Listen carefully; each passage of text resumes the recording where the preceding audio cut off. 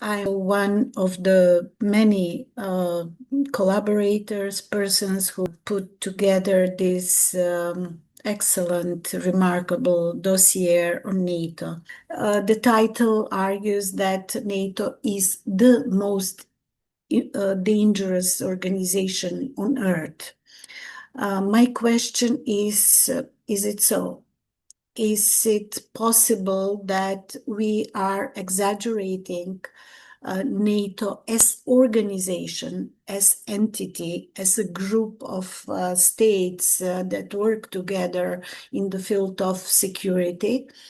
Or the reality may show some discrepancies, some fractures, some weaknesses that we as anti-NATO and pro-peace movements can use in order to really get rid of NATO.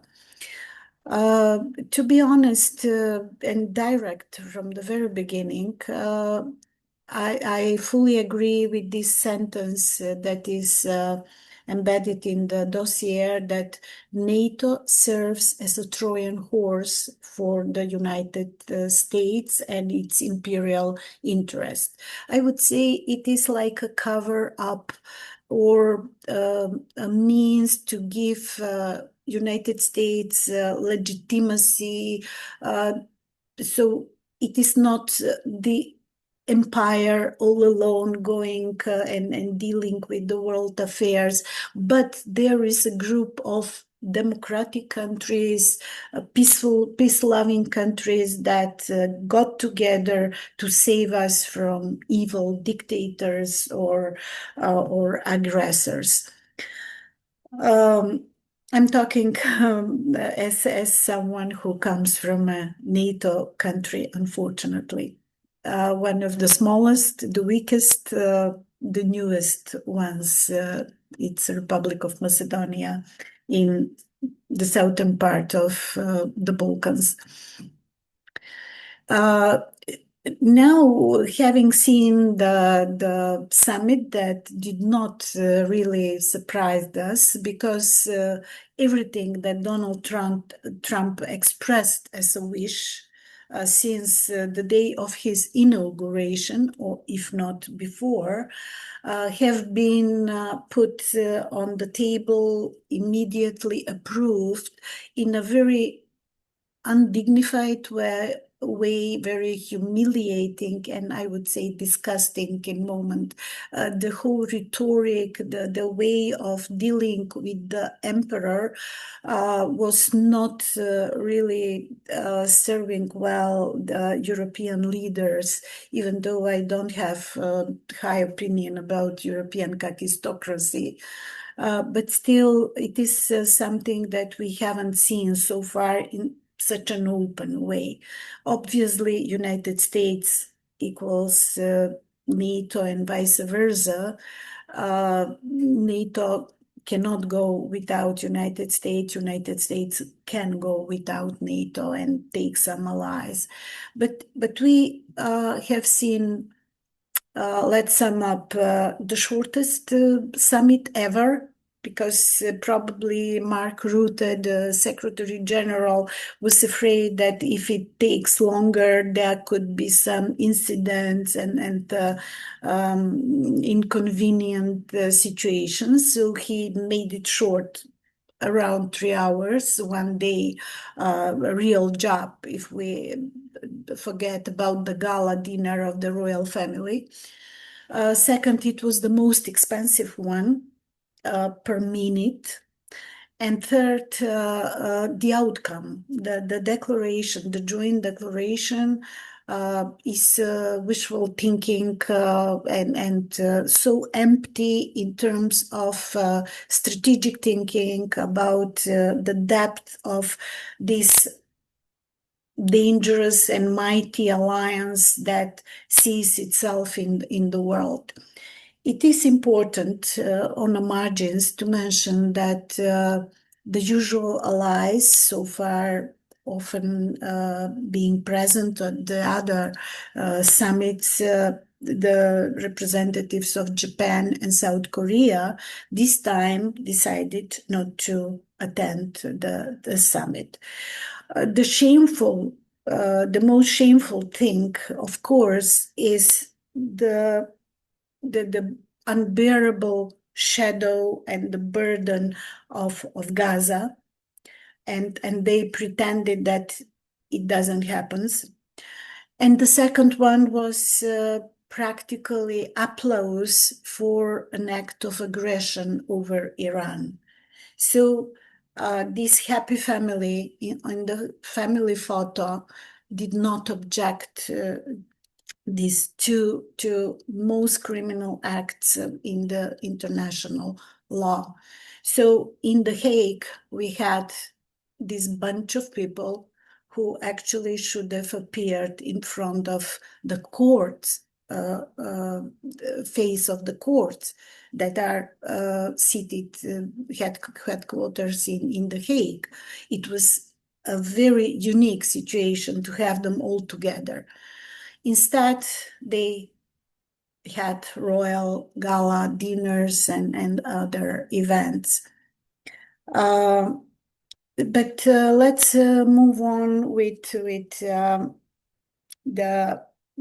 summit. The summit proved what we already knew, only that this time some witty people on the social media renamed NATO into North Atlantic Trump's organization. So they personalized the organization because it was a whim of a rather insane person who just decided for 5% of GDP to be extorted from the member states, from the friends, and to actually racketeer them. If you want safety, if you want security, if you want United States to continue giving you security guarantees, then you have to pay. They translated that into burden sharing, blah, blah, but including the deputy of the Secretary General comes from Macedonia. We call her Marie Antoinette, so everything is clear from that nickname. She thinks that Macedonia is able to take over a part of the burden. Unfortunately, even the President of the Republic, our first female President of the Republic, did not say a word against the increase of the military budget. And Macedonia is one of the poorest countries in Europe. How it is going to work was very openly showed yesterday.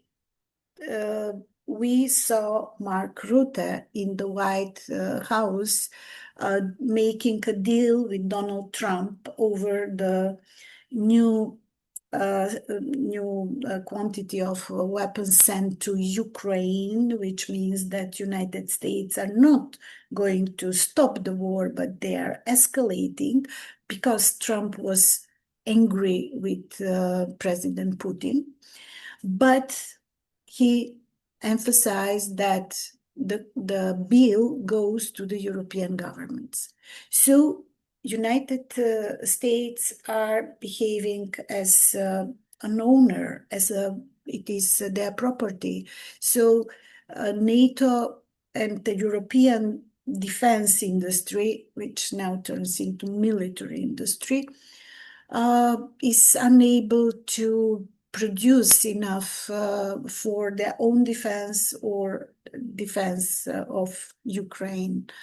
And United States are going to continue sending weapons, but we don't know how much and what type of weapons, because their arsenals are also depleted. This is also one of the issues that we should keep in mind, that the dynamic of production of the military industry is not as fast as we usually believe. They waste more, invest more, throw more weapons away than they can produce. And that creates this spiral of violence, of arms race. The Europeans are also trying, and ahead of the summit, there was this panel which featured Secretary General of NATO and Ursula von der Leyen together, which talks about the close relationship between NATO and EU, and we don't know where NATO stops and EU continues, or vice versa. They are the two sides of the same coin, even though the membership differs in a smaller part in terms of member states that are not members of one or the other organization. In general, European Union, Europe as such, is militarizing. The second thing is that despite the family photo, despite the joint declaration, and everybody agreed on that, even the ones who said that they would not obey fully the taken obligations, like Spain, Slovakia, even Croatia said something like that. There is disagreement, and obviously some common sense have remained there to realize that it is impossible, unaffordable to provide 5% of the GDP and not to inflict high costs for the societies that would provoke a situation that would provoke, of course, a spiral of political instability, economic, social, and everything else. So they are hurting themselves by following the mind of Donald Trump and US military industrial complex. There is, I would say, there is some kind of cacophony and rearrangement within the European or Western security architecture, because otherwise, why would we talk about the alliance of the willing again for the second time? It is a mixture of, for example, seeing the UK Prime Minister talking to the President of the European Commission, and then Macron or somebody else. So it is always not in the regular institutions of decision making where everybody is equal and everybody has equal right to vote, one state, one vote, but they are finding another solutions to bypass the regular channels of decision making and transparent communication with the public. So we have these different forms of reorganization or compositions.